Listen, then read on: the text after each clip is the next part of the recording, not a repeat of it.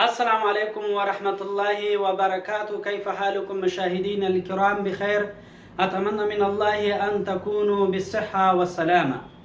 سنتحدث اليوم بإذن الله سبحانه وتعالى عن الأسبوع وكم أيام في الأسبوع وما هي أسماء الأسبوع.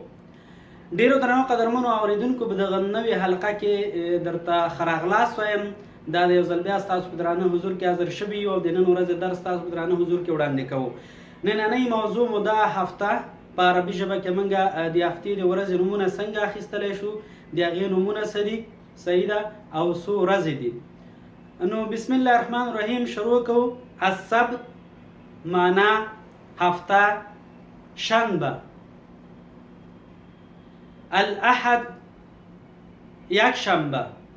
الاثنين دوشنبه. الثلاثاء سه شنبه. الاربعاء چهار شنبه. الخمیس پنج شنبه. الجمعه جمعه. ډیر اسانه درنو قدرمنو اوریدونکو.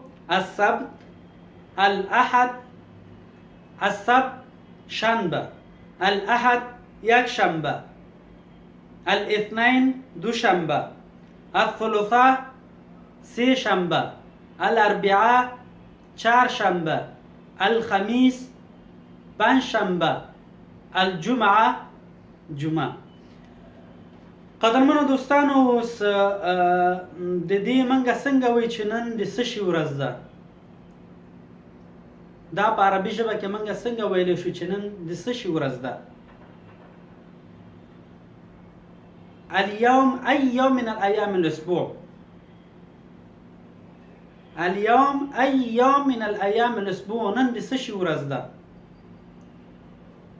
یا أيام أي يوم من الأسبوع؟ نن د څه شي ورځ ده؟ هغه به درته وایي چې اليوم الثلاثاء، نن سه شنبه ده. اليوم الاربعاء، نن چهار شنبه ده. اليوم خمیس، نن پنج شنبه ده. اليوم الجمعه المبارکه، نن د جمعې مبارکه ورځ ده. دا و زمونږ د نن ورځې درس.